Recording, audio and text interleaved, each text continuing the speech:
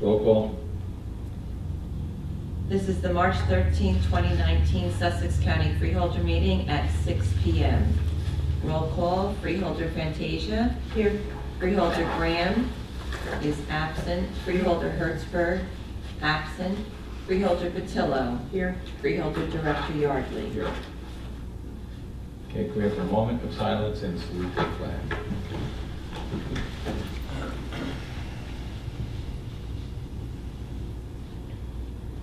I pledge allegiance To the flag of the United States of America and to the republic for which it stands, one nation, under God, indivisible, with liberty and justice for all.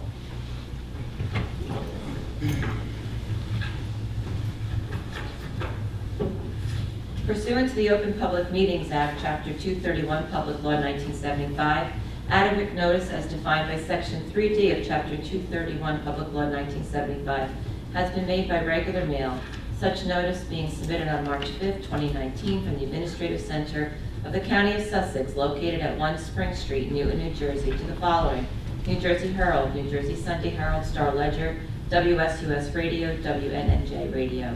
It is also posted on the bulletin board maintained in the Administrative Center for public announcements and has been submitted to the Sussex County Clerk in compliance with said act. Okay. Approval of the agenda? So moved. Excuse me, I'm sorry. Yes. Yeah, okay. Prior to that motion, I'd like to make a motion, if I could, to remove 14B, human trafficking for future meeting as additional information has been received, and we'd like to correct some issues.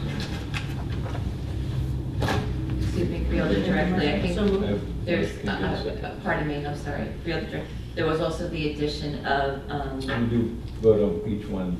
oh, you want to vote on each one individually? Can I'm I have a sorry. second on that? Second.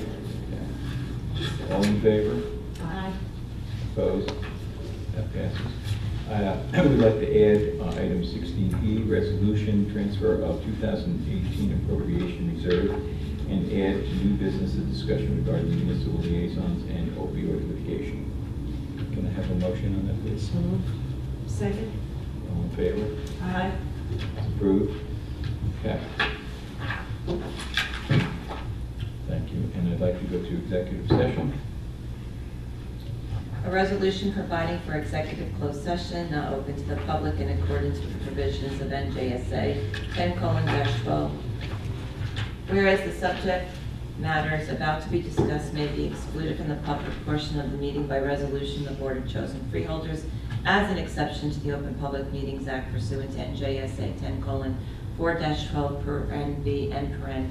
And whereas it appears necessary for the Board of Chosen Freeholders to discuss such matters in executive session, now therefore be it resolved that the Board of Chosen Freeholders of the County of Sussex, in accordance with the provisions of NJSA 10:4-12, paren B and paren and NJSA 10:4-13, that the Board at this time enter into an executive session from which the public shall be excluded, and be it further resolved that the general nature of the subjects to be discussed relate to the following items authorized by NJSA 10:4-12 paren B and paren as designated. Number 7, matters relating to litigation, negotiations, and the attorney-client privilege.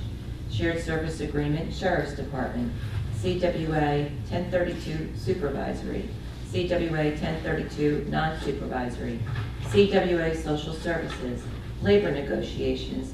PBA 378. Be it further resolved that the deliberations conducted in closed session may be disclosed to the public upon the determination of the Sussex County Board of Chosen Freeholders, or provided by law that the public interest will no longer be served by such confidentiality. And be it further resolved that upon completion of the business for which the board has entered into the executive session, the board shall reconvene and resume its meeting open to the public. Be it further resolved that the board expects to take formal action after returning from executive session, except to adjourn the regular meeting, except to take formal action after returning from executive session. Okay, thank you. I have one addition to the agenda, in that we did not approve the agenda. Can I do that before we go to executive session? there any problem with doing the motion to approve the agenda prior to us going to executive session? I didn't do it in the beginning. No, that's fine. It's okay? Yeah. What we did? Mhm. Okay. Do I have a motion then to go into executive session? Okay, do I have a motion to executive session? Second? Second? Yeah, go to executive session. No, I know, but what I'm saying is we made changes on the, to remove things to the agenda and add things to the agenda, and then we never voted to approve the agenda. So now we're just going to go into executive session. I thought that's what you were just asking, to approve the agenda. I did too. Okay, that's what I was asking, I'm sorry. So, can I get a motion to approve the agenda? As amended. As amended. Motion? A second? Okay, all in favor? Aye. Okay. Motion, can I have a motion to go to executive session? So moved. Second? All in favor? Aye. Executive session. Okay.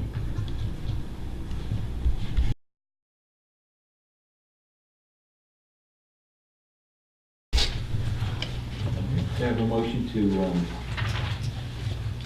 adjourn the executive session and return to regular business? So moved. Second? Second. All in favor? Aye. And we are out of the executive session. Proclamations and certifications and representations. That the proclamation recognizing March 6th, March 10th, and 16th as Girl Scout Week in Southern Maine. Wayne Alfernano. How do I say that? Are you here? Who's accepting to the Girl Scouts? Come on up. Okay, who would like to do this? Sure. Who's going to do presenting?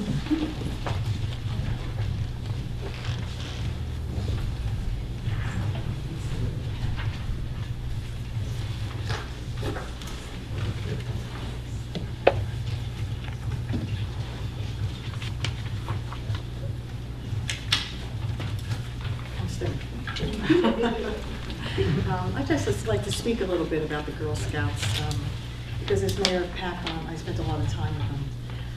And one of the things I've always noticed was our Girl Scouts, as they go through the different levels, they change. There is a really dramatic change in them. They just remain innocent and sweet and kind and helpful. And I'm always so proud of them because they do so many community activities that really touch the hearts of the people in that community. And it makes a difference.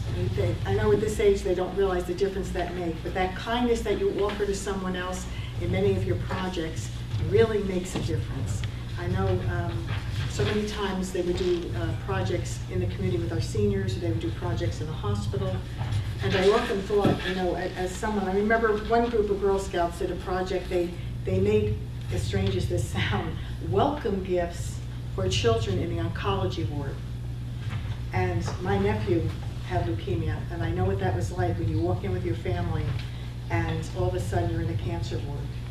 And the little gifts was a little stuffed animal, it was a little note, it was a little thing of cookies, and a beautiful, like I said, a note from the girls.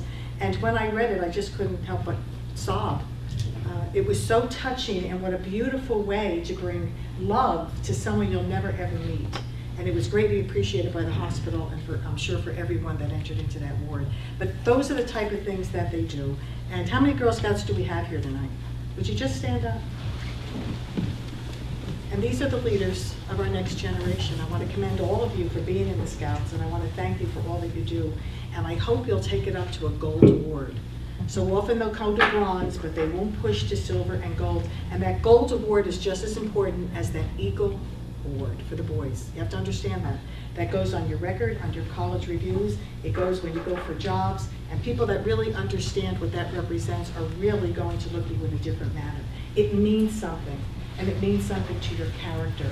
So I would just like to commend you for what you're doing and just encourage you to please push for that gold. So, you can sit. Thank you for coming. Let me read the proclamation. You want us over here? Afterwards, and I'll get it. Yeah, absolutely, sure. No, come on up. You stay, I'll go, they'll sit. We're good, we're good. Okay. Whereas Girl Scouts is recognized as a national leader in providing the best leadership development experience in the world for girls, very true. And whereas Girl Scouts bring time-tested methods and research-backed programs that speak to the strengths of girls' leadership development, backed by more than 100 years of experience and expertise in the field. And whereas in Girl Scouts, girls develop their leadership potential through activities that enable them to discover their values, skills, and the world around them, connecting with others in a multicultural environment. And whereas Girl Scouting is continuing a legacy of creating gender-balanced leadership in the United States and the world in its second century of service to girls, by providing girls with the tools to become leaders dedicated to making this country and the world a better place. And whereas Girl Scouts offers hands-on, girl-led, girl-centered learning in STEM, the outdoors, and thank you, and abundant opportunities to develop in-value life skills, helping all girls take the lead early and often. You know, often I would always say that you're not just changing your community, because you're really changing your world, just starting in your community. And what you learn with your skills and the way you interact with people will take you onto an international level as you get older. And I know you're staring at me looking like I've lost my mind, but this is a different world today. Everything is international today. You have really great opportunities ahead of all of you. Okay, whereas the Girl Scout Gold Award, the highest honor a Girl Scout can earn, acknowledges each recipient's power and dedication to not only bettering herself, but to making the world a better place for others. And whereas Girl Scouts was founded in 1912 by Julia Gordon Low, whose little mission was to build girls of courage, confidence, and character, and through her legacy continues to have an extraordinary influence on the lives of millions of girls across the county. And the country. Whereas today more than 59 million American women are Girl Scout alumni, and 2.5 million girls and volunteers are active members. And right here in Sussex County, New Jersey, there are over 2,400 girl and adult members. That's great. Now therefore be it resolved, we the freeholders of Sussex County, by virtue of the authority vested in us, do hereby applaud the Girl Scout movement and Girl Scouts of Northern New Jersey, and recognize Girl Scout Week in Sussex County as the week of March 11 to 16, 2019, in celebration and recognition of the girl-led, all-girls space where girls thrive and develop their talents and leadership skills, by order of the Board of Chosen Freeholders, with Herbert Yarley, Freeholder Director, Sylvia Patillo, Deputy Director, and Freeholders Dawn Fantasia, Joshua Hertzberg, and George Graham. Congratulations. Would you like to say something? I'm fairly new to Girl Scouts. I just started working there about 5 months ago, but I've been with the organization since I was a girl. I started as a brownie. My daughter's in Girl Scouts. She's here today. It's just a wonderful organization, and I can't say enough about the people that I work with, about the company itself. It's just amazing. Yeah, the girls are just great. Okay, we'll take a picture. Great. You want to get the girls up? Girls? In front. In front. That's even a better idea.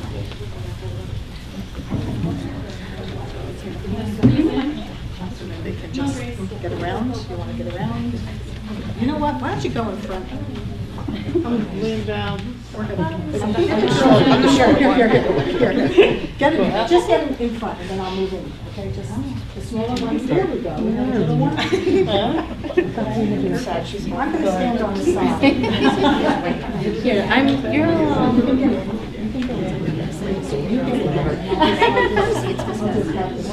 Okay, can we do it this way? So they get the center stage? We're all here.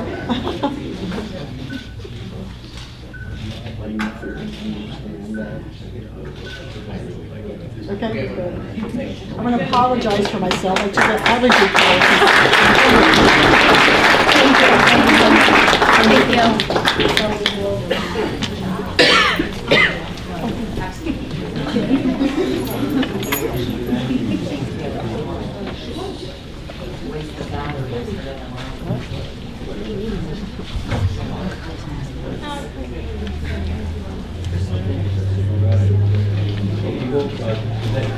I don't think so.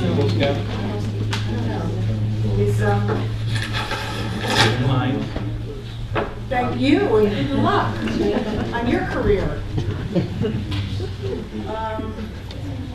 Okay, Okay, let's see, this is for, Hold on. 7 times. No. yeah, for Devon Hines. We will.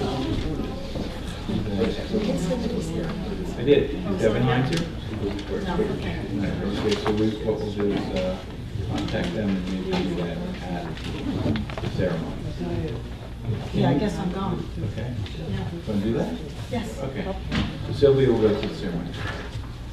Okay, I just need a motion to adopt those proclamations. Motion. Second. All in favor? Aye. Okay, yeah, we'll do. Okay, public hearing, we have any public hearings at this point? Public session from the floor. Comments are limited to 5 minutes or less and must only address issues regarding agenda items. Please state your name and print your name and municipality on the sign-in sheet, and please speak loud and clear.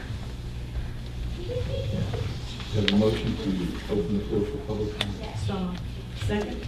All in favor? Aye. It's open to the floor. Bill Gettler, Warren Township. Last meeting, someone mentioned Warren County. I'm going to pick up a copy of the press. Warren County cutting its tax levy by over $500,000.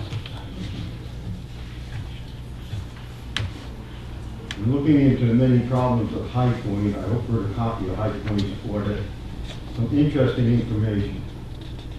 Instead of providing the per capita income to each of the 5 sending municipalities, the order substituted the average for Sussex County, $56,183, which is not valid for any of the 5 municipalities.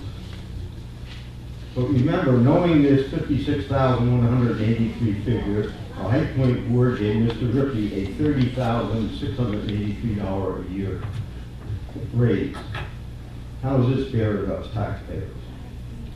The average residential property tax in Warren Township last year was $6,786, or 12% of the county's per capita income. Obviously, we need major reduction in the High Point and Sussex county's tax levy. To repeat from your last meeting, if the county 9/11 system cannot become self-supporting, it must be defunded and shut down. Pay 3 taxes for 9/11, thereby saving us taxpayers over $1 million a year. Last I knew, Sussex County Community College had a declining student enrollment. Therefore, they should not be allowed to spend millions of dollars building monuments to themselves. We need people who will show some concern for us taxpayers to be appointed to the Board of Trustees. We apparently don't need 11.71% increased morale on the board. Mr. Conley has made it clear that his eyes are on bigger and better opportunities. Therefore, Sussex County should invite but not pay Mr. Conley to lead. Kill the McGuire project and thereby save us millions of our tax dollars. We are already paying taxes to Sussex County Technical School. What other useless expenditures can the county drop? How many more people are you going to force to move out of Sussex County? Right now, a neighbor of mine is down in Kentucky signing a contract to apparently buy a 260-acre farm. She was told the property taxes would be less than $200 a year. Sussex County must become affordable for us residents and taxpayers who are presently living here. Thank you.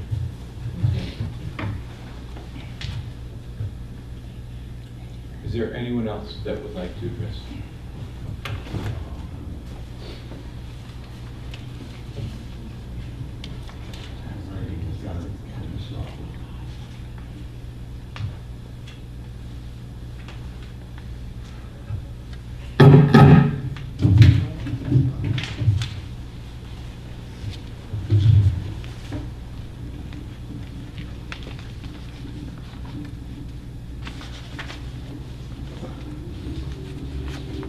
John Snyder, Sanderston.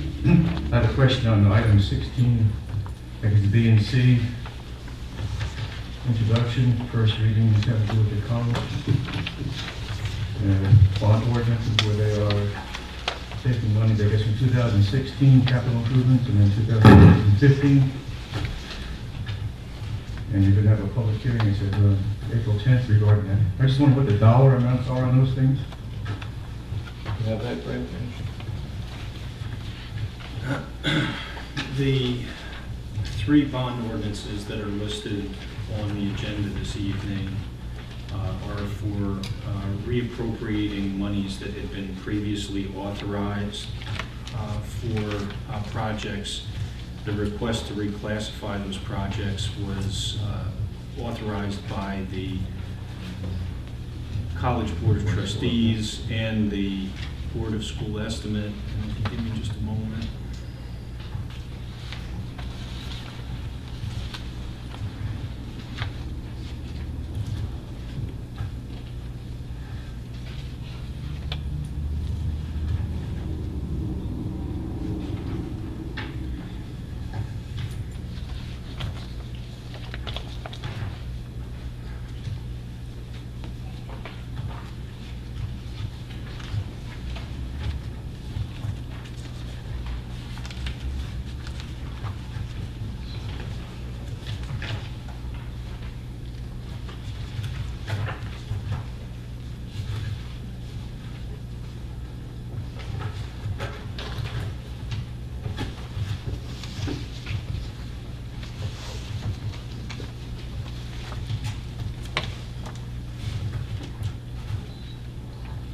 Always looking for the number, regardless of what the amount is. I don't think any of you were here at the time when these were first approved. But it just puzzles me as a taxpayer that the Board of Freeholders approved money for a certain project that the college said they needed. And then I guess they decided they didn't need that money. So instead of the money coming back to the taxpayer, back to you, and back into the general fund, it's sitting around, and now they're going to use it apparently for the McGuire Chevrolet thing, for welding program. And I just don't think that's right. I think when money was bonded and voted on by you people for a certain project at the college, why should they have the right to say, we're not going to do that. We didn't really need it, or that was a mistake, or we're going to hold it off, and hey, down the line, maybe we can use that for something else. And also the fact that I assume, is it Connolly, is that the president's name? Connolly?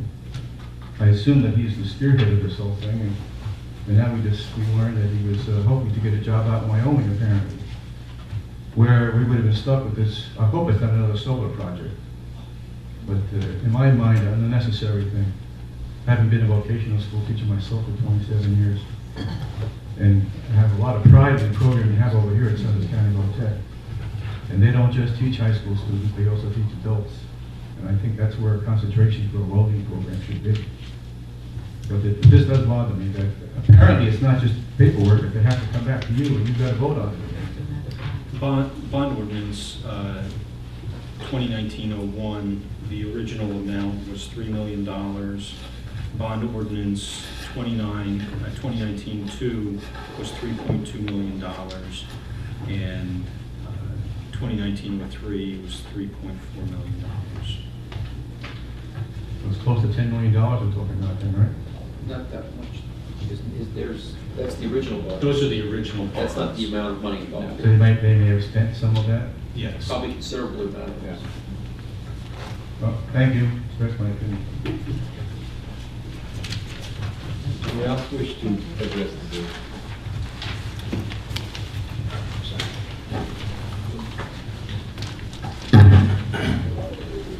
Evan Vidal, Reverend here. Forgive my ignorance. The article that came out in the Herald yesterday, can you speak about that? The Sheriff's Department under the Shared Services on the agenda? And have our administrator go into. Sorry, one question. I didn't hear one word you said. Oh, my apologies. I missed a word. You said something? The article that came out in the Herald in reference to the closing of the jail, it's not on the agenda, the Shared Services. Right. On there, I don't know, and I apologize if, can we speak about the closing of the jail in this? Unfortunately, we can't speak about and I saw the article, of course. Yes, sir. Unfortunately, we can't talk about here the shared services agreement because it's a negotiation that's pending between this board and the Morris County Freeholder Board. Correct. And we're just not, we're required to keep those negotiations confidential. Understood. And you know, we're stuck with that. I've thought about what we could say, and I unfortunately had to tell the board that we just can't talk about the negotiations right now. I will tell you this, there's labor counsel on both sides, experienced labor counsel that are actively involved in this, and will do everything that's legally required, but that's not telling you anything. I have a question. Are you asking to speak Speak to on the the issue? subject. Oh, can you speak? Yes, Sure. I speak on this. I was Yeah, going to listen to you, 'cause I wanted to know. Okay, so I'm going to ask the clerk to reset this time, please. Of course, but I thought you asked if we could speak. That's fine, because that was. You can say anything you It probably want. would have been one of my questions. Please say anything you want. I appreciate it. I just want to violate any of the rules. so. Me neither. Have you signed in? I did, Okay, yes. thank you. Like I said, my name is Emmett McDowell. I live in Vernon, New Jersey. I'm a retired law enforcement officer, and I continue to serve in the military, where I've been for the past 34 years. I'll tell you a little bit about my background, so you may understand not only how important public safety and public service is to me. I speak to you from a position that's pretty well versed in both. I'm here this evening to address my concerns in reference to the current sheriff's desire to close the Sussex County Correctional Facility. Prior to yesterday's factually questionable New Jersey Herald article, it's been a little more than a rumor floating around the county. And now that it's public, I'm going to see if we can shed some sunlight on it before we end up with another debacle, kind of like the county 911 facility. Which, by the way, the town of Vernon pays $170,000 a year to, and they don't use it. So my tax money's going to that without any use. On March 11th, the officers in the jail were approached in their lineup and told by the administrator that they were going to shut down the jail. And of course, the next day, that article came out in the paper, and that's just poor leadership and you know, terrible way to treat your employees. You know, they were told basically to start looking for a job. Now, I can go on here all day about the mismanagement, bullying, and general mistreatment of the staff in the jail. But nobody, honestly, nobody wants to hear it. Nobody but the jail officers and maybe their families. You know, and all you have to do is query the Department of Labor and find out the complaints filed by the staff and, of course, lawsuits filed against the freeholders by the sheriff. Really, what I came to talk about is the bottom line. We're closing the jail, saving tax money. And if so, where will that money go? Does it go back to the taxpayer, or does it get spent on another project? The county has to maintain a facility and staff for a transfer station. Have there been any independent studies done to see what the savings will be? Have there been any independent impact studies done to see if the jail closing will have a negative or positive effect on the crime rate? Has there been any conversation with the other law enforcement agencies in the county as to how closing the jail will impact them? Will it create longer transport times, therefore costing them more money? Will it mean having shortages in patrol coverage because of increased transport demands? This has all been done, or will be done, and closing the jail and maintaining a transfer station is in fact the way to go. Has there been a discussion on repurposing the jail facility? Or is this whole adventure to create thousands of dollars in wasted tax money going through independent studies, which ended up obviously being paid by the taxpayer? What we need is financial responsibility and crystal clear transparency in this. That should be a priority of every elected official, including the sheriff. Reveal what the real savings are, what the real costs are to the taxpayer. Use real dollar values that include the reduction in staff and possibly millions that will be needed for facility improvements. What will the impact be on the community, including crime rates? We're currently in the midst of a heroin epidemic. I don't want to tell anybody here that. You know, closing the facility have an impact on that.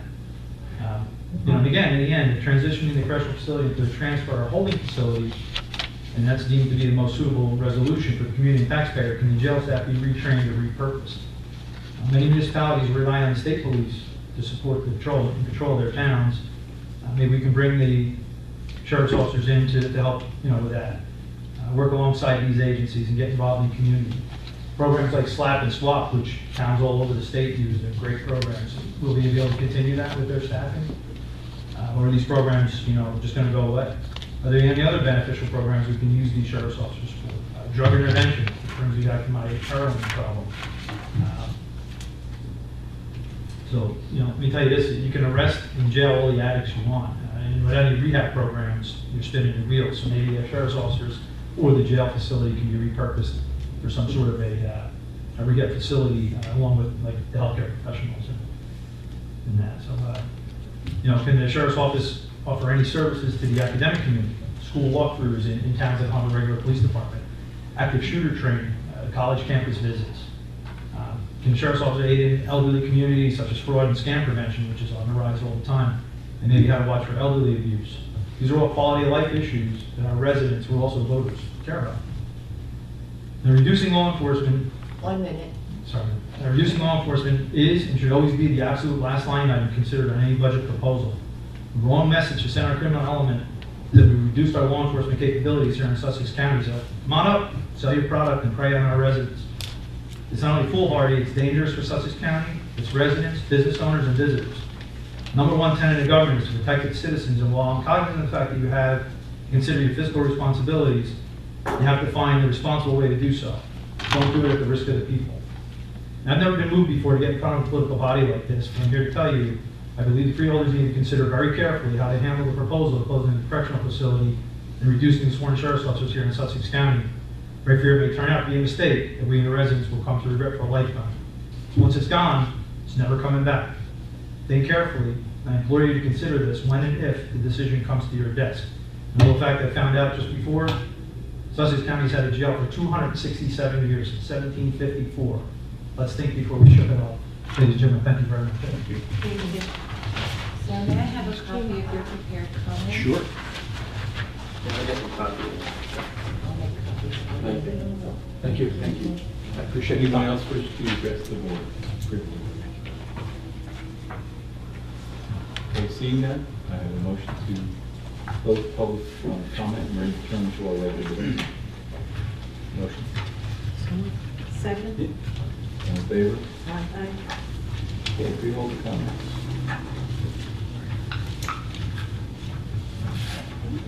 Dawn? Okay, first, from the Finance Department, short and sweet. Finance Department's actively involved with putting together the budget and is working on negotiating for the 4 contracts, putting together policies to have more consistent accounting and reporting of grants across the various departments.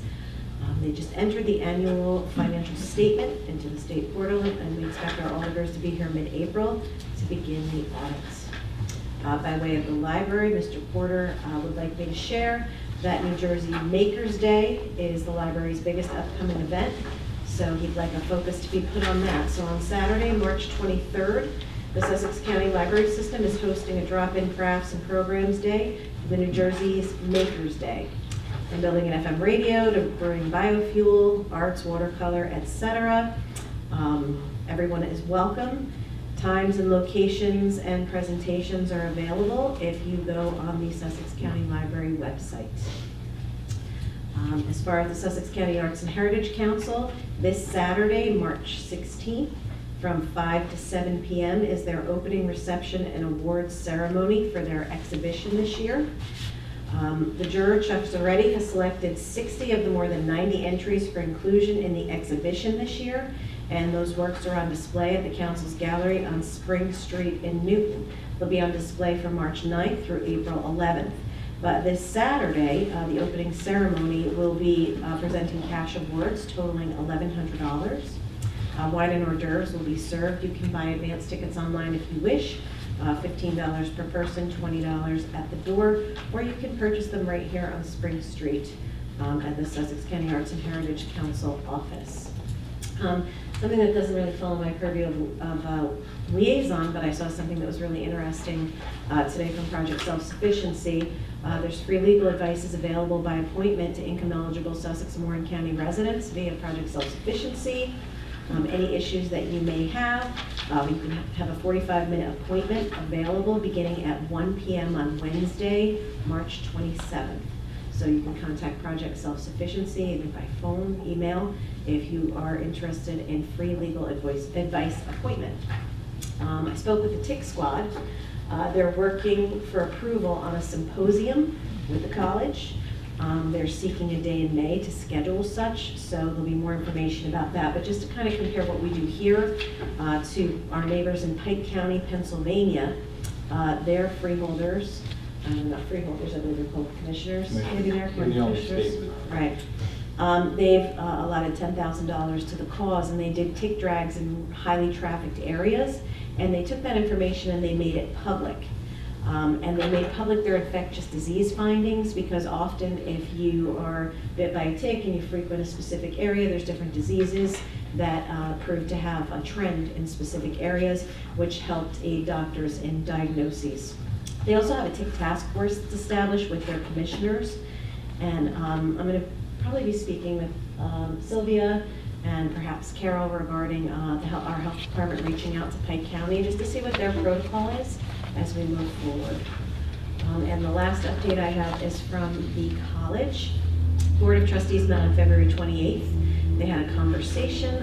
First, the financial audit for fiscal year 2018 is complete. Auditors rendered an unmodified and clean report, no material weaknesses, so that's the highest possible opinion that could be provided in an audit. They're also moving towards partnering with a company known as eCampus, where students will be able to receive their materials and textbooks, etc., in different formats, and they can actually have digital textbooks. So it will serve as a cost-saving measure for students, and they're repurposing some spaces over there as well. There'll be a media and communications program for students where the current Barnes & Noble bookstore space is, and then there will also be next to that a campus-style bookstore that sells school merchandise and also helps students facilitate their purchases or their online ordering of ebooks. To speak a little bit to what the gentleman also had gotten up and said about repurposing of different funds, the college is upgrading security systems all around campus. New security measures include a modernized phone announcement system, and I actually saw it when I went on the college tour, some of the upgrades. Campus-wide door access control with IP surveillance integration, so it'll automate every single door on campus, and it allows super users to be able to use a mobile device in the event of a lockdown. These are very expensive investments in security technology, and they are possible thanks to Chapter 12 program shared with Trenton Resources. I also know, when funds are reallocated and repurposed, there was initially by the prior board a request for a turf field. That has been changed. That request was reallocated instead of something that would be more for the sports program or something that you may consider superfluous has now been repurposed towards HVAC, upgrades in security, and technology on campus. Also, in a little bit of different news, the college won the Region 19 championship for their men's soccer team. This is the first time they have ever participated in the Region 19 national tournament. They did not win the national title, but they're the first team in county history to participate in an NJCAA national tournament. And the women's basketball team, 7 members strong, made it to the finals for the first time in the history of the college. And they made it, they just within 4 points in the semifinals. So next year, the majority of the players are returning, and we're hopeful that they'll do well. And that's very appropriate news, along with the Girl Scouts for March, which is Women's History Month. So they made history at the college. Thank you. Thank you. George, any comments? Yes. Mr. Snyder, I'd like to address the good questions that you asked, because I do have some information on that. The bonds from 2012, there were 3 items: backflow prevention, installation, storm drain repairs, sanitary sewer replacement, which would come to $101,500, is now being reallocated over to a new sport program, wrestling and lacrosse field. Exact amount of money moving over. 2012. 2015, there was $500,000 allocated for heating for buildings B, C, and E, and there was $1,500,000 allocated for windows and a facade and HVAC for buildings B and C. That's now being reallocated over to culinary and technical career facilities. I don't know exactly what it is, but I think we can guess. And also in 15, there was a bond for site restoration for $207,000. That's being moved over to building D flooring. And then 2016, there was $1 million that was allocated for a library project that's now being reallocated over to new academic building. That's very specific, and if you want a copy of this, you may have it, it's public. That's what's going on. Tonight, I will vote to put that on the agenda. As to the vote tonight will be for us to put it on. It's not to vote whether or not we approve it, just to let you know. I did have a meeting with the Public Safety Training Academy with Dr. Connolly and with Keaton Gandhi, the CFO over there. And we looked at the condition of the building. Over the last few years, I've been trying to get improvements in that building. With everything costs money. That building was originally county property, and we handed it over to the college to operate. We provide $300,000 a year for program, but it's a building that is unlike many things that we were talking about before, but about the 911 center that's not being used by Vernon. That building is used by every community because all of our police, fire, EMTs use that at one time or another. I'm going to advocate very strongly that we keep a close eye on that building. The building was built in 1960 as a civil defense building originally. But I got to laugh because apparently downstairs there's a place where the freeholders are supposed to go when the missiles come in. I said, if you want to put something down in the basement, hide them from the missiles. The freeholders are the last they weren't going to do it. So I don't know why that was there. But the building has had 2 additions on it. There's a lot of issues, particularly the roof, flooding. It was built in a flood channel, I guess, floodplain. This is a very important building. And I know with everything we talk about cutting back and whatever, this is one of the assets that we don't want to give up. There are other outbuildings that also need ringing. There are other outbuildings that are also very important to keep in mind to maintain. I also, while I was out there, there's a monument that was put up. It wasn't put up by us. We did donate money for a bench, and it's for those public safety people, police, fire, EMTs, who have lost their lives in the line of duty. And the flags are completely tattered. And I know that this was brought by private funds, but I would like to ask the Freeholder Board to strongly consider us replacing the flags that are there. They're way past atrocious. I think it would be a good gesture on the part of the county. Just something to keep in mind. Well, I have to ask our administrator, can we do that? And just look into that and have that done? We'll, I don't know, but it's annoying. We're not touching, I mean, if I shut the button, we'll only be relying on this recording system. You don't have to talk loud? Nobody wants to Don't hear me talk talk loud, loud. yes. Nobody wants to hear me talk loud. Do you want me to No, stop the as long as one? anyone else is. Go ahead. Okay. No, as long as nobody's dealing with We this. do have a backup system. Is anyone's paper? No. Okay. That's all I have to say. Thank you very much. So Okay. Sussex County's Guidance Ride Transit is distributing a 2019 customer survey. And the survey can be completed on paper, which is currently being distributed in the community, or electronically. If you want to get the survey electronically, you can go to the Human Services website and find it there. Everyone who completes a survey will be entered into a drawing for a $50 gift card. And the survey will be live through April 4th. Now we have an assisted transportation. So the Sussex County Skywings Ride is now offering assisted transportation. And the program offers seniors ages 60 and older who require a higher level of assistance for transportation to medical, life-saving treatments, shopping, and vital errands. And for information and trip reservations, you can call 973-579-0480. The next one is very interesting. It's emergency preparedness exercise and will be held at the Sussex County Technical School on March 26th from 8 to 1. And this exercise will train staff in receiving, distribution, and storing the supplies needed to distribute medication within a 48-hour period to our entire county population. This hands-on exercise will give staff the opportunity to experience the distribution process and cooperative effort needed to mass product in the event a real county emergency should occur. They came down a few years ago, maybe about 5 years ago, to a PAC-on, and they wanted to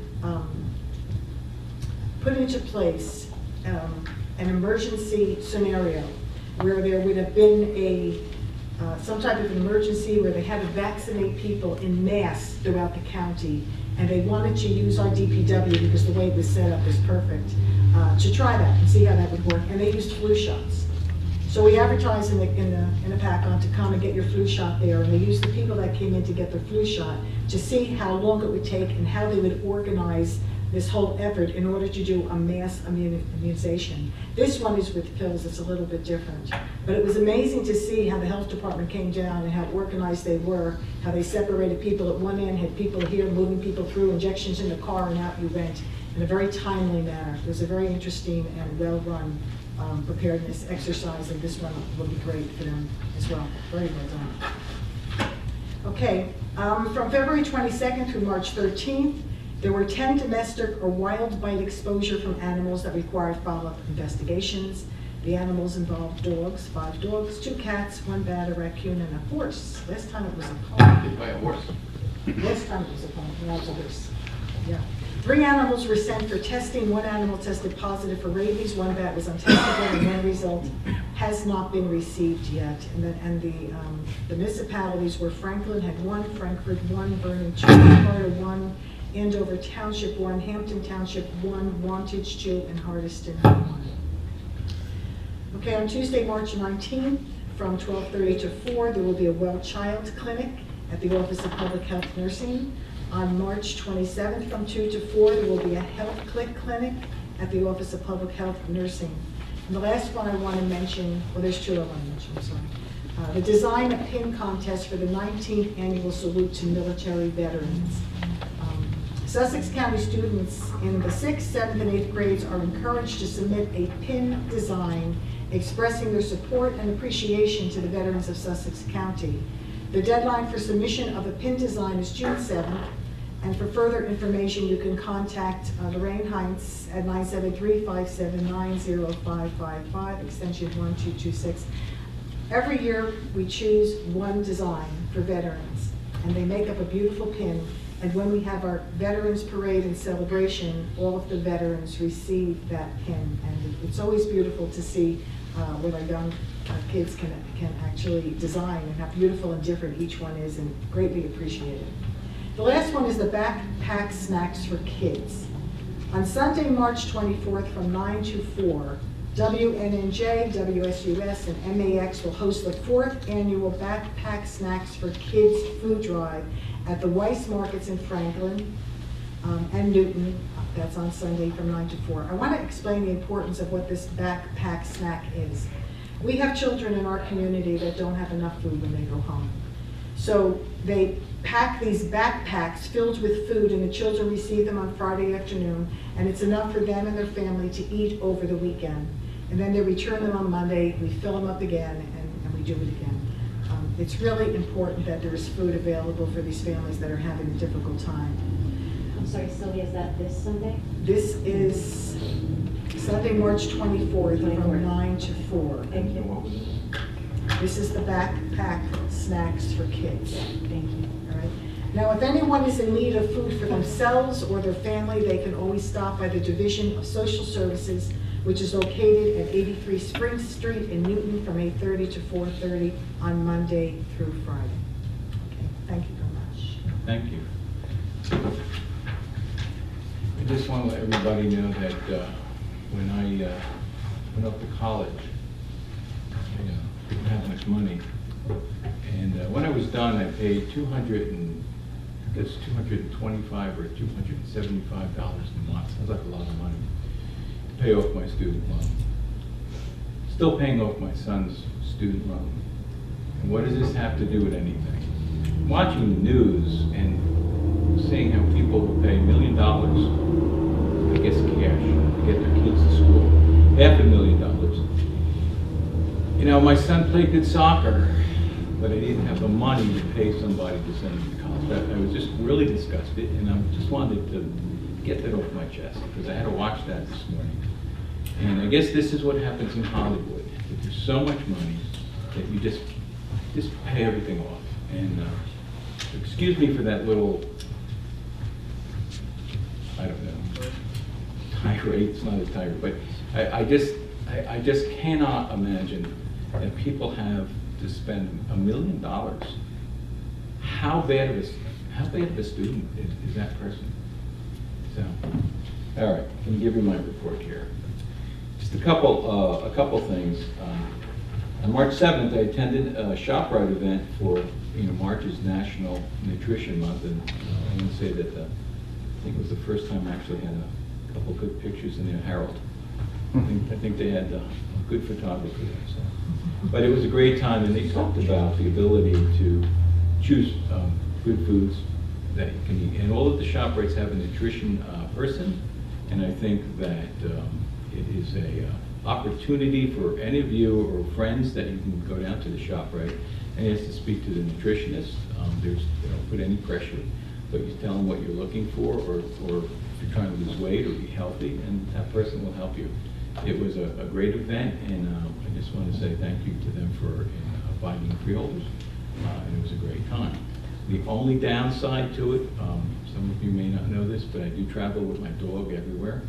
And when I showed up, they wanted to know where Baxter was, who I travel with. I think they were very disappointed that he couldn't make it, but that was the only downside. But it was a very good opportunity to see how a meeting, and I think I eat healthy, and I think there were some mistakes I made. Okay, this week we received an email from Byram Township regarding support to continuing open space in lieu of tax payment program for municipalities. I'd like to discuss this at the 27th meeting. I'll have the information available to you. I think that this is where somebody can correct me, 73% of the county is owned or regulated by the federal government and the state of New Jersey.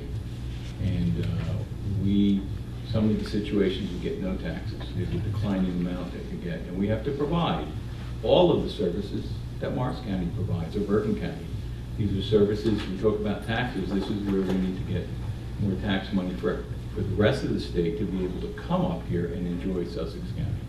So hopefully we can follow through on that one. That'll be at the March 27th meeting. We all received an invitation from Congressman Gottheimer to attend the Tourism Roundtable on March 18th, 12:30 p.m. at Mountain Creek. I'm unable to attend, so can someone from this group attend? March 18th. It's March 18th, 12 p.m. Mountain. Okay. Tell you what, you're not 10 p.m.? No, it's 12:30 p.m.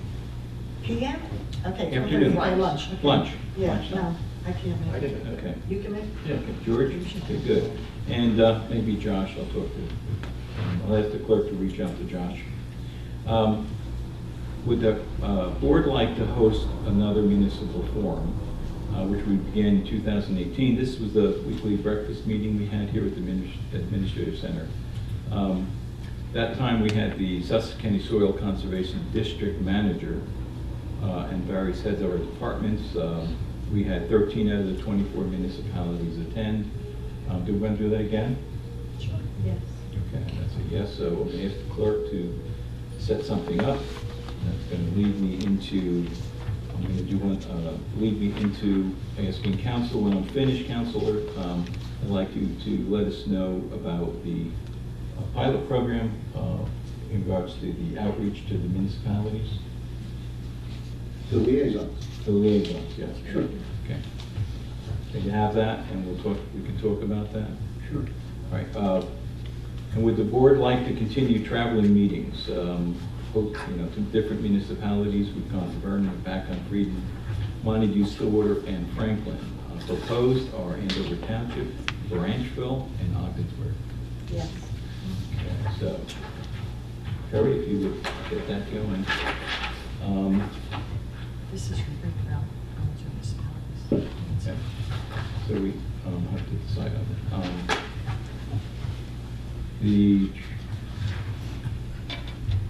Okay, and at the April 10th meeting, I will do the first of the quarterly report, and those are issues that we have talked about doing, such as the budget and the bonding and things that I'm we... going to stop this, I'm sorry. Okay. The screen. And those things that we have said that we're going to be working on, the administrative code, things of that nature. Our financial program, sanctuary state, and budget plan. Okay, and that's it. That's all I have.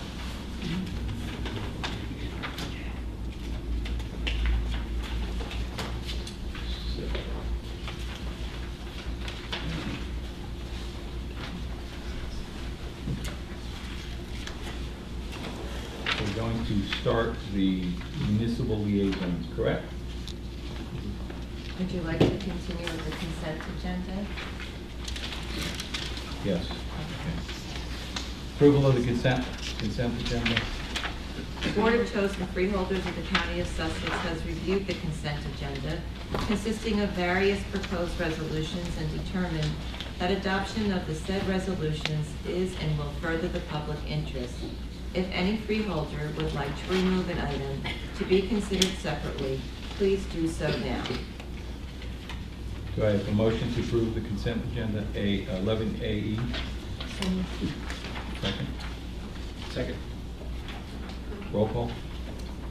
Freeholder Fantasia? Yes. Freeholder Graham? Yes. Freeholder Patillo? Yes. Freeholder Director Yardley? Yes. Approval of the minutes, motion to approve the minutes, regular meeting February 27th, 2019. Do I have a motion? Second? All in favor? Aye. Okay. Motion to approve the executive session minutes, February 27th, 2019. Do I have a motion? So moved. Second? All in favor? Aye. Appointments and/or resignations. Do I have a motion to adopt the resolution? Motion. Second. Discussion? Discussion. Mr. Kelly, this is for an appointment of Susan Shake to the Board of Ed for Sussex County Technical School. My sister-in-law has worked as an art teacher there for over 10 years. My brother's wife. I don't know if I'm permitted to vote on this, or I'm not permitted to vote on an appointment to the Board of Sussex Tech.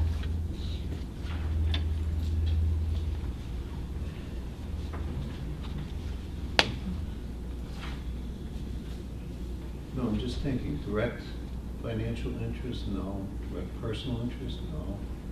Indirect.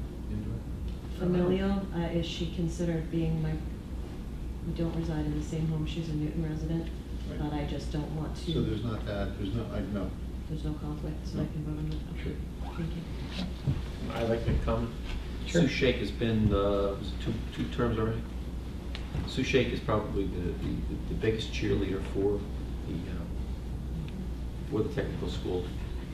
Actually, I was, a couple of years ago, I was trying to see if Sue Shake was interested in being at the college, because they need somebody who was that kind of a personality. And she wasn't sure whether she was going to stay on the technical school. I'm glad she is. She's a very, very strong advocate for the technical school, for the programs, and for the students. So I just want to say, I'm very happy that she's staying on. I did, I just commented, I did meet with her and satisfied she meets the qualifications and that she'll be good service to the county and the technical school. Okay, need a motion to adopt the resolution. Motion. Oh, Second. yes, okay. Second. We already did that, I'm sorry. Yep. Voice vote, all in favor? Aye. Okay. Ayes have it. Resolution, motion to adopt the resolution 14A. So moved. Second. Okay, discussion, none? All in favor? Aye. Aye. Award of contracts, orders, and bids. Is it B? B was removed. B was Or- removed. We did, all right, I'm Yeah, we sorry. have to read Oh, that. yeah, That was, I The think, beginning. prior, that was at the beginning. Um,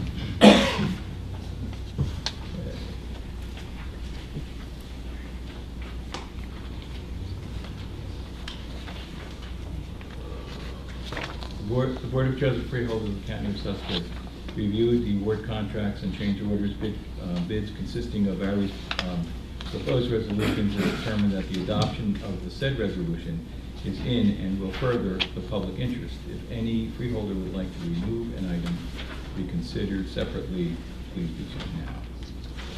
Okay, seeing none, I need a motion to adopt A and B. Motion? Second. Roll call. Freeholder Fantasia? Yes. Freeholder Graham? Yes. Freeholder Patillo? Yes. Freeholder Director Yardley? Yes. Okay, resolution payment of bills. Motion to pay the bills? Second. Okay. Freeholder, Roll call. I'm sorry. Okay. Freeholder Fantasia? Yes. Freeholder Graham? Yes. Freeholder Patillo? Freeholder Yes. Director Yardley? Yes. Okay, introduction for first reading, ordinance 2019-01. Bond ordinance amending bond ordinance number 1603, providing for the undertaking of 2016 capital improvements at and for certain facilities of the Sussex County Community College, therefore, heretofore finally adopted by the County of Sussex, State of New Jersey on May 11, 2016, to amend the description therein. Okay, motion to introduce this ordinance first reading. So moved. Second? Okay, roll call. Freeholder Fantasia? Yes. Freeholder Graham? Yes. Freeholder Patillo? Yes. Freeholder Director Yardley? Yes. Motion for the first reading, ordinance 2019-2. Excuse me, Freeholder Director, I have one more comment. I have a second vote to collect. Oh, okay. Motion to authorize the clerk to advertise this ordinance as introduced for first reading and also post same on the bulletin board in the lobby of the County Administrative Center, together with a notice of public hearing stating that a hearing will be held on April 10th, 2019 at 7 p.m. prior to final adoption of this ordinance. Motion? Second. All in favor? Aye. Aye. Yes, okay. Ordinance, introduction for first reading, ordinance 2019-02. Bond ordinance amending bond ordinance number 15-02, providing for the undertaking of 2014 to 2015 capital improvements at and for certain facilities of Sussex County Community College, heretofore finally adopted by the County of Sussex, State of New Jersey on May 27, 2015, to amend the description therein. Motion to introduce on first reading. Motion to introduce? Second. Okay, roll call. Freeholder Fantasia? Yes. Freeholder Graham? Yes. Freeholder Patillo? Yes. Freeholder Director Yardley? Yes. Motion to authorize the clerk to advertise this ordinance as introduced for first reading and also post same on the bulletin board in the lobby of the County Administrative Center, together with a notice of public hearing stating that a hearing will be held on April 10th, 2019 at 7 p.m. prior to the final adoption of this ordinance. Motion? Second. All in favor? Aye. Introduction, first reading, ordinance 2019-03. Bond ordinance amending bond ordinance number 12-04, providing for the undertaking of 2011 to 2012 capital improvements at and for certain facilities of Sussex County Community College, heretofore finally adopted by the County of Sussex, State of New Jersey on May 23, 2012, to amend the description therein. Motion to introduce this on first reading. Motion? Second. Roll call. Freeholder Fantasia. Yes. Freeholder Graham. Yes. Freeholder Patillo. Yes. Freeholder Director Yardley. Yes.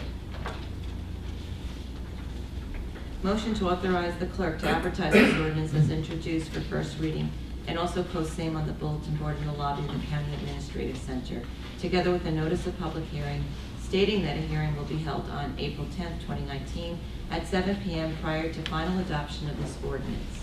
Motion? Second. Okay, all in favor? Aye. Aye. Resolution transferring of 2018 appropriations reserve. Motion to adopt the resolution. We have a motion? What are we talking about? We're on here. Well, This was added in the beginning of the meeting. Oh, okay, we don't have a copy. Got it. We can't change the agenda Correct. until you take a vote. So moved. Okay. Second. Okay. All in favor, roll call? Freeholder Fantasia? Yes. Freeholder Graham? Just a second, run that by one, just what it says. This is the transfer of 2018 appropriations. Okay, I'm sorry, yes. Okay, Freeholder Patillo? Yes. Freeholder Director Yardley? yes. 17, personnel, resolution authorizing the personnel agenda of March 13, 2019. Do I have a motion to adopt? Fair motion. Second. Okay, any discussion? Greg, is there any comments? Just that this is a promotion for the individual who has successfully completed his first year as civil engineer trainee pursuant to civil service regulations. He will now be placed in the title of assistant engineer civil. Thank you. Freeholder Fantasia? Yes. Freeholder Graham? Yes. Freeholder Patillo? Yes. Freeholder Director Yardley? Yes. Yeah, we have the administrator's report. Yes, thank you, Freeholder Director. I had the opportunity to discuss a number of items with our District 24 legislative leaders last week, including items of mutual interest, which were the statute of limitations legislation currently pending before the legislature concerning sexual abuse claims, and also funding for the state library's Library Link, New Jersey, which the freeholders this evening had adopted a resolution in support of that funding. It was a very beneficial meeting, and I look forward to the opportunity to be able to speak to them again in the near future. Just this afternoon, I received a letter from the Sussex County Community College Trustee Search Committee. As the board is aware, the Trustee Search Committee has been working diligently over these last several weeks. And the letter in summary is transmitting to me as the county's appointing authority the nomination of Dr. Howard Burrell for appointment to the Sussex County Community College Board of Trustees. In accordance with the trustee appointment guidelines, I will be working with the staff to have a resolution prepared for the board's advice and consent at your next meeting of March 27th. And that concludes my report. County Council? Sure. I'll do the liaison discussion. As I said in my memo, what this is about is the idea that the freeholders would have some form of liaisons with each of the municipalities in the county. Now, our administrative code presently provides that we can do that in two different ways. Those are involve advisory councils of mayors, either by region or countywide. There's another idea, well, there are a lot of ideas for how to do this. There's another idea of actually have this done by assigning the freeholders, I think perhaps on a pro rata basis, but fairly to be direct liaisons to all of the municipalities. In other words, you'd be appointed in Vernon, you'd be appointed, I don't want to say Halifax, but the bigger town. You know, so there is all of this, and really any other form of liaison is perfectly permitted and accepted legally. There's no restrictions on how you might want to do this, and it's really your pleasure. There was speaking with some people, there was an idea that you might try it as a pilot program, see how it works, adjust it if it needs to be. Any of that works. You can do what you want. That's basically what it comes down to. If we do it, and you know, it is something that you know comes into play, then we're going to do an administrative code overhaul one of these days. Not one of these days. We actually have it assigned. We have it assigned to two people that Excuse me, that took that monumental job on, and Right. we're going to get that done this year. Yes, we are. So, but we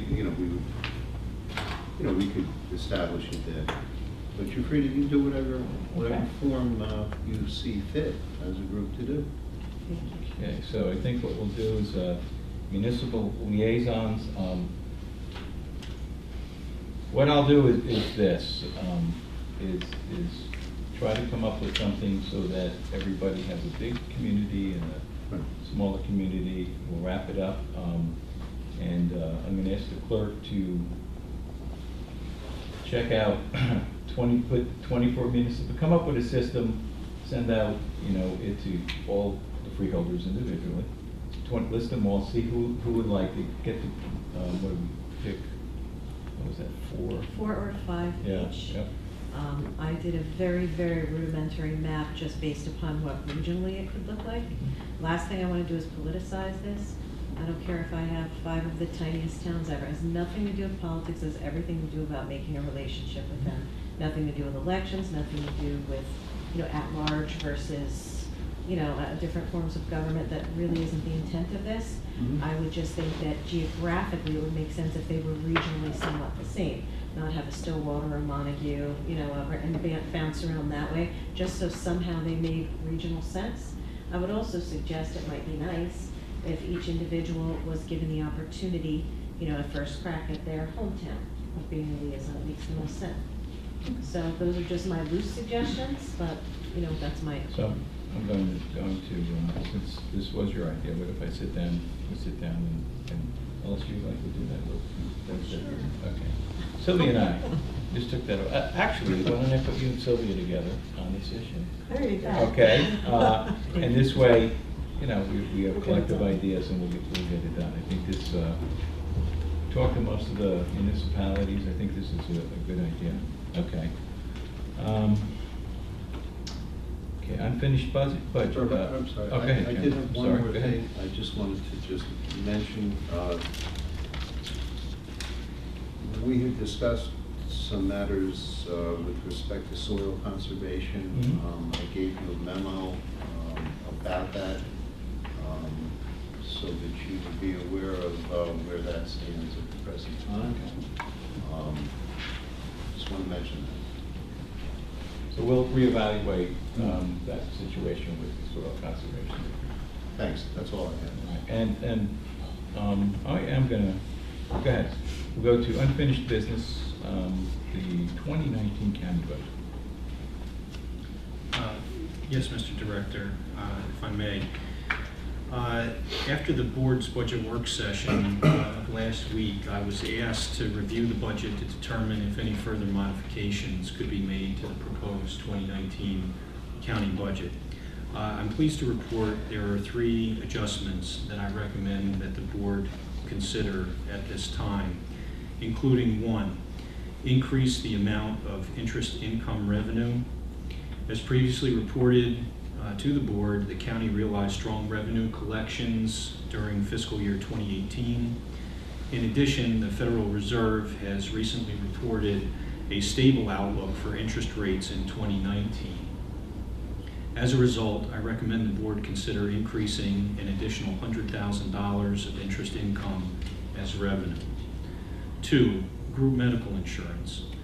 The county budgets conservatively to cover its group medical insurance expenses. As there are a number of existing vacancies and the challenges that the county experiences in filling those vacancies as a result of state civil service regulations and pre-employment screening, it is recommended that this appropriation be reduced by $75,000. This reduction may have to be revisited in 2020, depending on what vacancies exist at that time. 3, accumulated leave compensation. After reviewing the county's accumulated leave reserve, I can recommend a reduction of $75,000 in the general fund appropriation. It should be noted that contractual obligations and retirements will require both the general fund appropriation and the reserve to be reviewed as part of the 2020 county budget process. As a result of these proposed modifications, the 2019 proposed county budget calls for revenues and appropriations totaling $112,048,500 $489, or a 2.18 increase over the 2018 adopted budget. I recommend the board plan on introducing the budget and approving it at the March 27th meeting, with an anticipated public hearing and adoption of the budget on April 24th.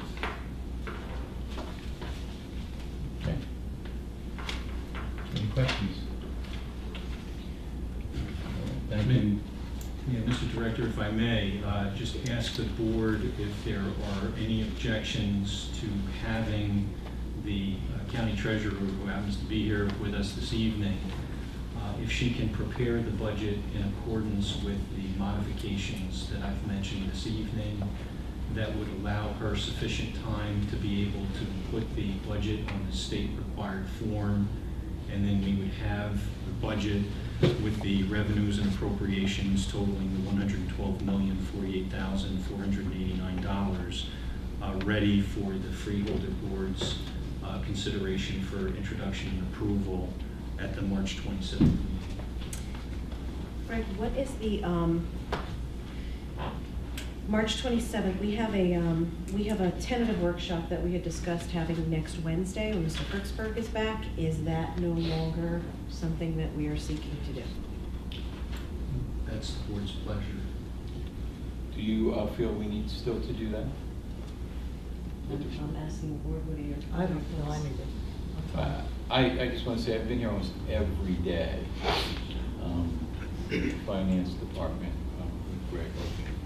I think, I don't know what that would do. If you think there's more we could do. So I don't think that meeting would be necessary. Any other comments? I don't think it's necessary. George, anything over? Play with it. He's fine.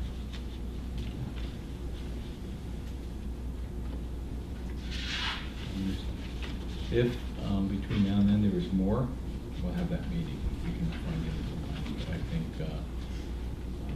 we've gone through this several times. Okay. Anything else? I would just ask then if I can direct the treasurer to have the budget prepared in accordance with the recommended modifications that were presented to the board this evening. Is there any objection to that? Okay. All right, seeing no objections then? Check. Thank you. Okay. Unfinished, I guess, in new business. There's a couple things that have come up. Sanctuary state referendum. That's going to be on for, I think, April 10th. People have asked me about it, so I'm just letting everybody know there'll be something on there about the sanctuary state. Municipal liaisons, we talked about the opioid litigation. Can you give us an update, Counselor, on that, Sure. please? That's, well, I have, I know that Karen Tracy reached out to, I guess this happened when I was out sick, that Karen did reach out and make contact with one group of people, and she has a memo here. I had dealt with this a bit at the state county council's meeting a couple months ago. I got a report from them about what the different counties are doing. And it's really, as you can see, it's a mixed bag. I mean, there are, Camden County is in suit, Cape May, Essex have all been in suit. I think, I know you and I have talked on this. I think for the next meeting, I think we'd like to have a recommendation as we move forward or not. Exactly, because this is, and I'll get right to that point. Kevin, I have a question. Is there Of any course. specific reason? I saw Mercer County was the outlier. I think they're the one that chose to not litigate this. Was there any reasoning behind that? Yeah, some decided that they did not, Mercer being one. There still remains about 7 counties that have not decided one way or the other yet. Mhm. And I think some of them frankly wanted to wait and see what was gonna happen. So we get this update at our next county council meeting on March 19th, I think that's Tuesday. And what I'll do is find out how they're doing, and then I know people at these firms, and, you know, would I call them up and find out what the proposal would be? Last year, there were competing proposals. Yeah.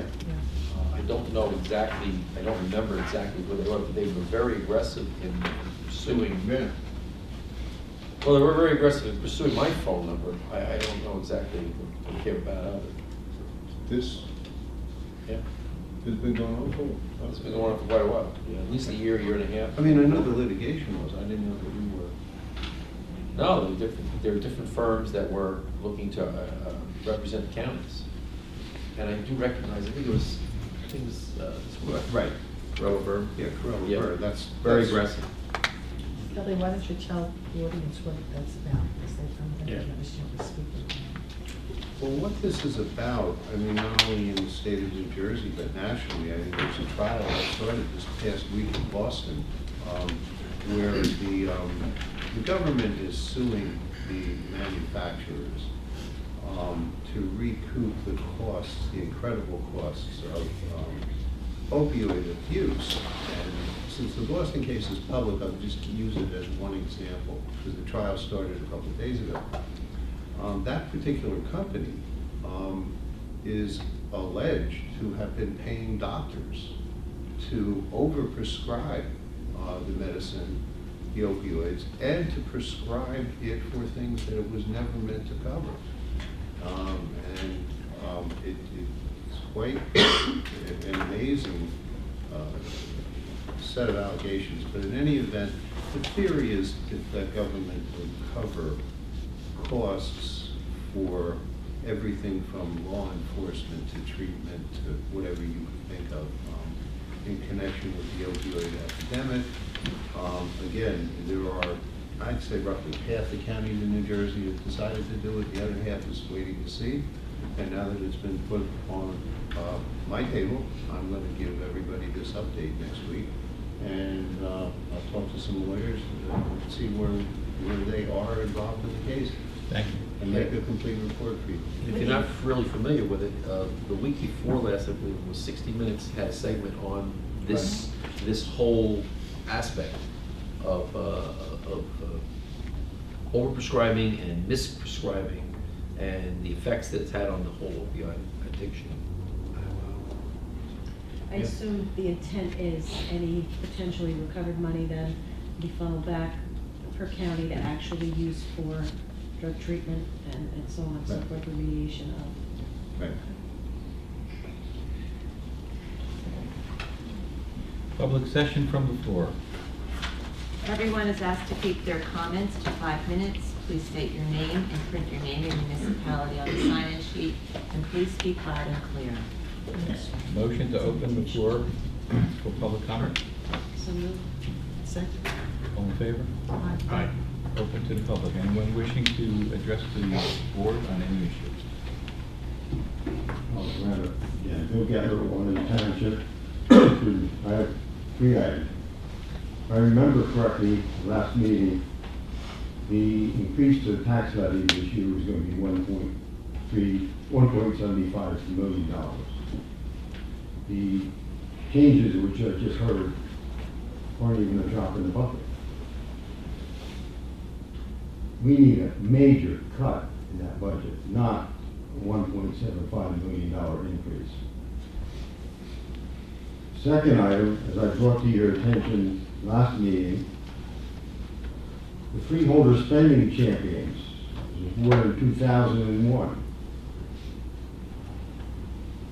On a base of 42 million, they increased it 5 million, 11.71% increase. Howard Burrell and Howard Worse were 2 members of that board. Before anyone appoints either one of those to any position, they should check the voting record in 2001. And if they voted for these increases, they shouldn't be in any position. We can't afford them. Third item, these changes in the bonds, give the money back to us taxpayers, stop letting the school waste our tax dollars. Thank you. Does anyone else wish to address the board? John Snyder, Sanderson. I just have a question on the new business, the sanctuary state referendum. I didn't hear any discussion. What is it? It's a resolution on the sanctuary state. It will be available once we have it on the agenda. Pardon? Are we in favor or opposed? Opposition. We're opposing sanctuary state. Yeah, we're opposing sanctuary state, okay? Oh, I didn't make that clear, I'm sorry. I had a question a couple of years ago, are we a sanctuary county? Yeah, everybody remembers that. Now, it's a resolution opposing New Jersey being a sanctuary state. Okay. Thank you. Next person.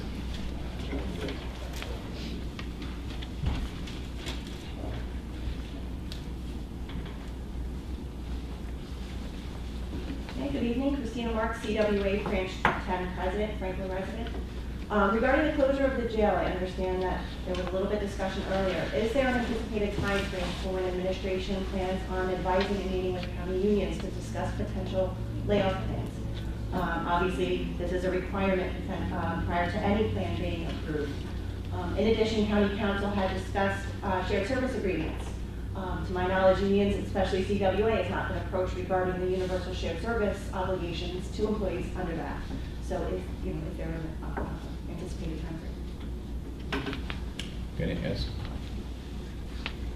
I would just say consistent with the advice of council is that the unions will be contacted at the appropriate time in accordance with regulations and statutes. Thank you. Anyone else wish to address the board? Good evening. 2 weeks ago I spoke to most of you. Can you just please state your name for the record? Sure, I'm going to get to that. Thank you. For the record, I'll state it as PBO because that's what it says on my badge.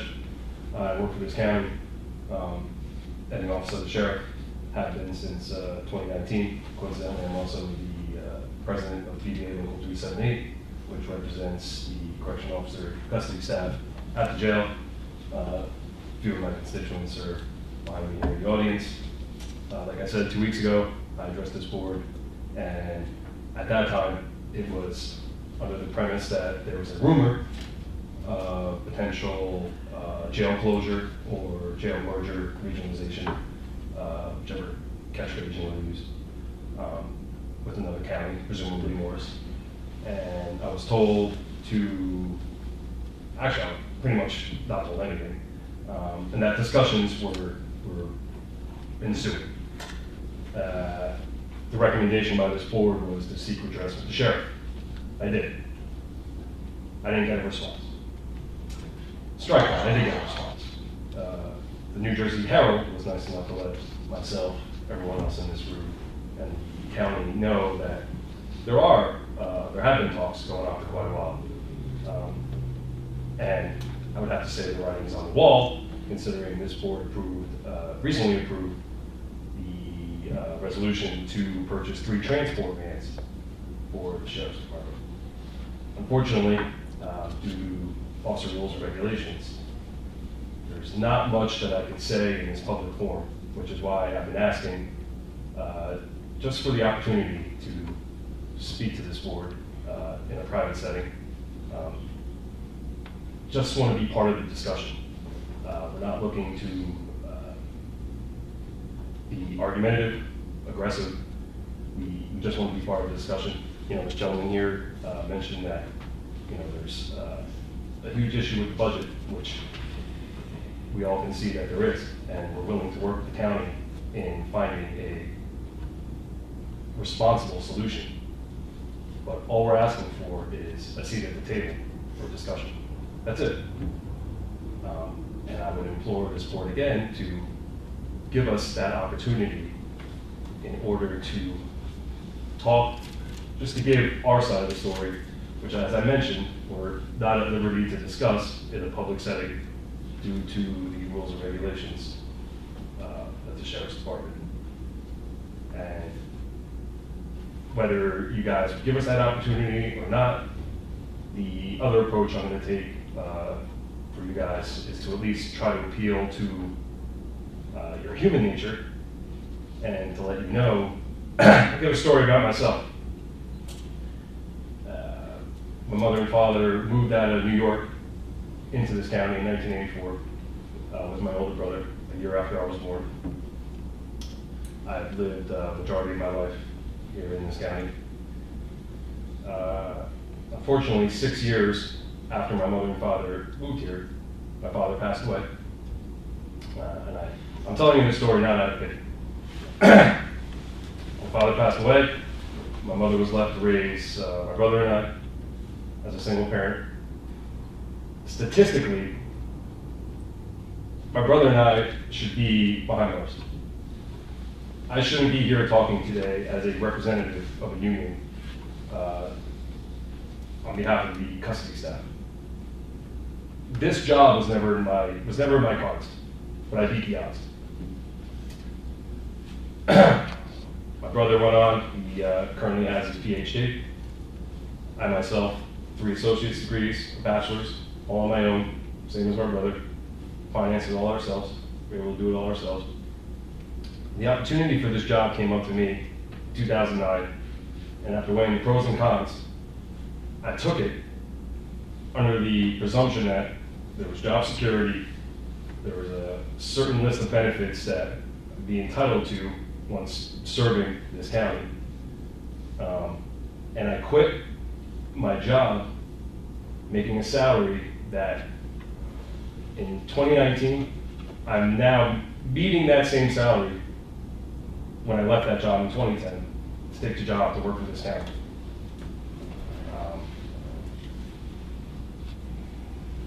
You know, you had mentioned that, you know, there's constant talks with Labor Council, and, you know, this is the same Labor Council that has told me to my face that that as law enforcement entities that we're entitled to too much.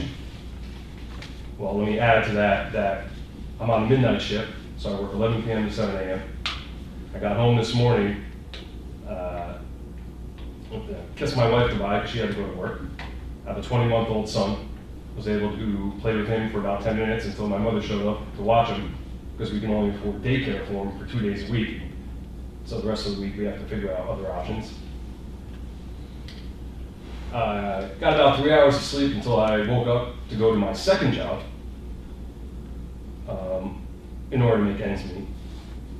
And was able to go home, meet with my wife and son for about a half hour before having to come here to talk to you guys, to work my third job, which is representing the members that I work with at the jail, which is no benefit other than gray hair and a lot of headaches. So I say these things to you, once again, not out of pity, but in order to appeal to your human nature, and to once again just give us the opportunity to talk to you, come to the table, and be part of the discussion. 1 minute. That's it. Thank you for your time. Anyone else wish to address the Freeholders? Seeing none, I will close it to the public. A motion to close.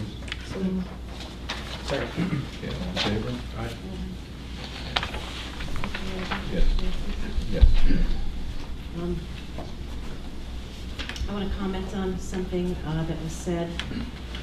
Again, as much as those in the audience may feel that they're restricted in what they can say here, this board is also restricted due to negotiations and different things that would be protected and not something that can be discussed in a private meeting.